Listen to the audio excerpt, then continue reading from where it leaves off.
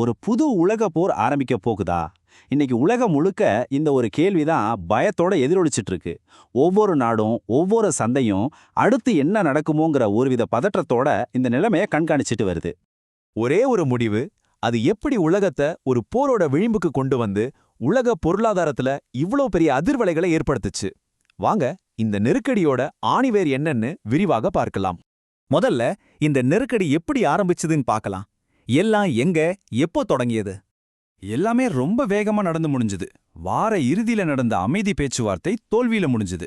அடுத்த கட்டமா அமெரிக்கா ரொம்பவே தீவிரமான ஒரு நடவடிக்கையை எடுத்தது. ஈரான் துறைமுகங்கள் மேல ஒரு முழுமையான கடற்படை முற்றுகை. இன்னைக்கு அந்த முற்றுகை அமலுக்கு வந்ததும் உலகளாவிய பதற்றம் முன்னெப்போதும் இல்லாத அளவுக்கு உச்சத்தை தொட்டிருக்கு. அடுத்ததா இந்த முற்றுகைனா என்ன? ஒரு கடற்படை முற்றுகை அப்படிங்கிறது ராணுவ ரீதியா என்ன அர்த்தம் கொடுக்குது? அதை எப்படி வேலை செய்யும்? சிம்பிளா சொல்லணும்னா, கடற்படை முற்றுகைங்கிறது ஒரு போர் நடவடிக்கை தான்.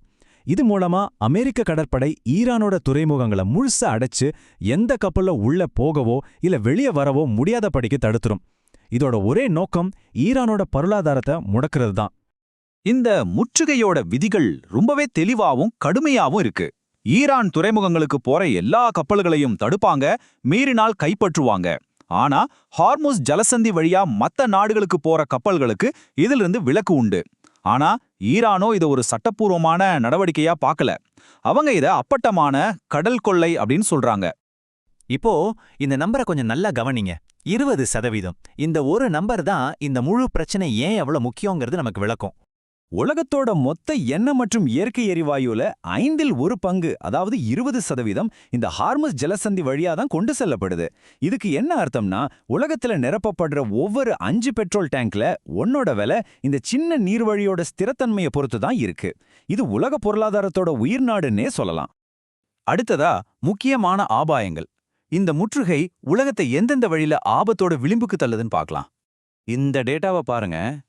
ஈரானோட எண்ணெயில நம்பவே முடியாத அளவுக்கு 90% சீனாவுக்கு தான் போகுது. இதுக்கு என்ன அர்த்தம் தெரியுமா? இந்த முற்றுகை ஈரானை மட்டும் குறிவைக்கல, அது சீனாவோட எரிசக்தி பாதுகாப்பையும் நேரடியா தாக்குது. இதுதான் இந்த நெருக்கடியில் இருக்கிற ரொம்பவே ஆபத்தான ஒரு புள்ளி. இதனால பல ஆபத்தான கேள்விகள் எழும்புது. அமெரிக்கா சீனாவோட எண்ணெய் டேங்கர்களை மறிக்குமா? அப்படி நடந்தா சீனா எப்படி எதிர்வினையாற்றும்? ஈரான் தன்னோட சிறப்பு படைகளை கொண்டு பதிலடி கொடுக்குமா? இந்த சூழல்ல ஒரு சின்ன தப்பு நடந்தா கூட அது ஒரு பெரிய உலகப் போருக்கு வழிவகுத்துடும். அடுத்ததா ராணுவ பதற்றம். இது வெறும் பொருளாதார போர் மட்டும் இல்ல, ஆயுதங்கள் முனையில நிக்கிற ஒரு பதட்டமான சூழல். அது எப்படி உச்சக்கட்டத்தை அடைஞ்சிருக்குன்னு பாப்போம். அமெரிக்க அதிபர் ட்ரம்போட எச்சரிக்கை ரொம்ப நேரடியானது, மிரட்டலானது. எங்க முற்றுகைக்கு பக்கத்துல ரொம்ப பக்கத்துல வர்ற எந்த கப்பலா இருந்தாலும் அதுங்க உடனடியாக அழிக்கப்படும்னு சொல்லியிருக்கார். இது சமாதானத்துக்கான அறிகுறி இல்ல, போருக்கான ஒரு நேரடி எச்சரிக்கை. 2 தரப்போட நோக்கமும் ரொம்ப தெளிவா இருக்கு. அமெரிக்கா ஈரானுக்கு ஒரு நாளைக்கு $139 மில்லியன் வருமானம் தர்ற எண்ணெய் வியாபாரத்தை நிறுத்த பாக்குது. அதுக்கு பதிலடியா ஈரான் எங்க துறைமுகங்களுக்கு பாதுகாப்பு இல்லைன்னா இந்த பகுதியில் இருக்கிற எந்த துறைமுகத்துக்கும் பாதுகாப்பு இருக்காதுன்னு கடுமையா எச்சரிச்சிருக்கு. இது ஒரு நேரடி மோதலுக்கான களம்.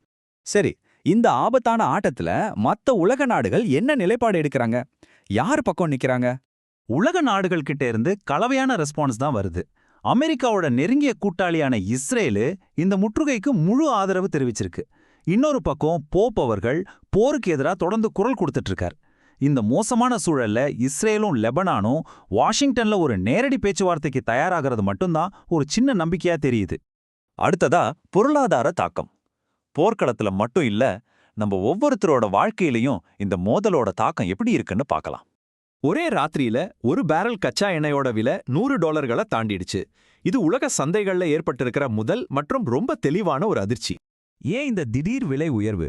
காரணம் சிம்பிள்.